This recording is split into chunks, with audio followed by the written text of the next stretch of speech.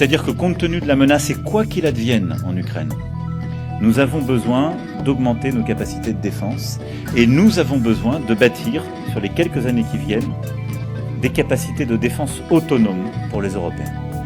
Merci Monsieur le Président. Francesco Coppola, France Presse, vous avez évoqué Ce sont maintenant des décisions qui marquent sur le plan de la défense passage à l'action. Avec l'emprunt de 150 milliards d'euros de la Commission, garanti sur le budget de l'Union, les États membres pourront se voir prêter aux meilleures conditions du marché des financements qui permettront des équipements de court terme et de manière plus immédiate. La décision ensuite de règles plus flexibles du pacte de stabilité et de croissance permettra de libérer des investissements de défense au niveau national par les États membres. Et plusieurs programmes du budget européen, notamment les fonds structurels, sont repriorisés par la Commission pour pouvoir être utilisés là aussi sur les dépenses en matière de défense.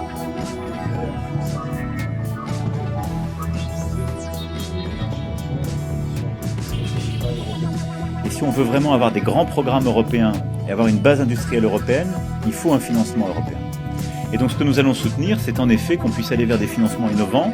Alors les uns proposent d'avoir comme sous-jacent l'ESM, mais je suis pour ma part favorable à regarder cette solution, mais à regarder aussi celle d'un emprunt européen pour la défense, qui permettrait d'ailleurs plus largement de regarder pour le financement des grands efforts de défense comme d'intelligence artificielle, les deux étant liés et les deux étant clés pour notre souveraineté stratégique et notre autonomie.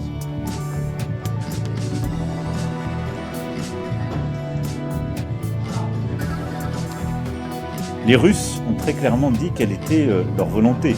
Ils l'ont dit lors des négociations qui s'étaient tenues à Istanbul au printemps 2022, et ça a été rappelé par plusieurs officiels. Pas d'OTAN, aucune armée étrangère, et une démilitarisation de l'Ukraine que les Russes veulent voir comme une armée, un pays neutre, ce qui veut dire un format d'armée très réduit. Ces conditions sont évidemment inacceptables pour les Ukrainiens, mais pour nous tous.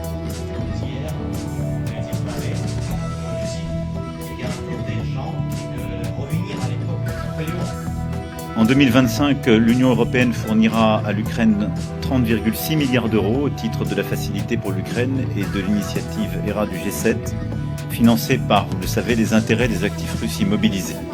Et nous avons confirmé la disponibilité des Européens à accroître en urgence notre soutien militaire à l'Ukraine et à répondre à ses besoins les plus pressants en matériel.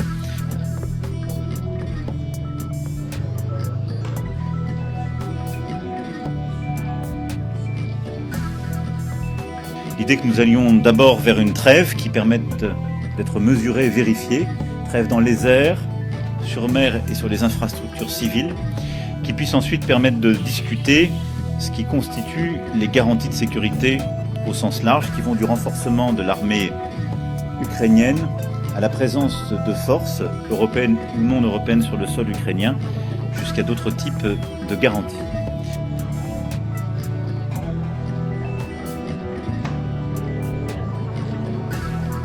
Regardons quand même avec lucidité la situation que nous vivons depuis 3 ans.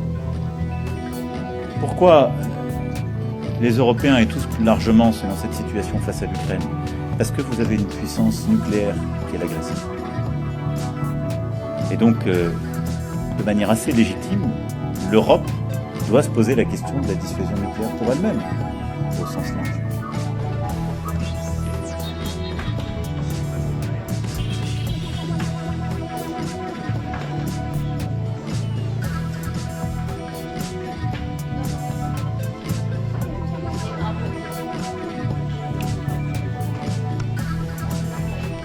Jelajahi cara baru mendapatkan informasi. Download Metro TV Extend sekarang.